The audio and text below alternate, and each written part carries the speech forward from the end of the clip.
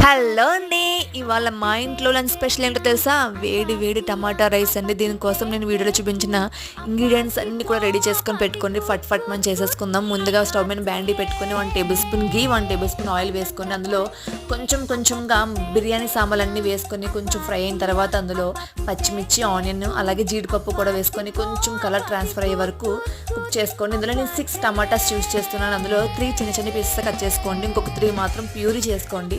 So వీటన్నిటిని ఒకదాని తర్వాత ఒకటి వేసుకొని మంచిగా ఆయిల్ పైకి తేలే వరకు మగ్గించుకోవాలి. కొంచెం పుదీనా కూడా వేసుకొని లాస్ట్లో బాగా మగ్గింది అనుకున్న తర్వాత అందులో కొంచెం కారం, కొంచెం గరం మసాలా కూడా వేసుకున్న తర్వాత హాఫ్ అన్ అవర్ ముందు నానబెట్టుకున్న మీకు బాస్మతి రైస్ కావాలంటే బాస్మతి రైస్ యూస్ చేసుకోండి. నేనైతే సోనా మసూరి యూస్ చేశాను.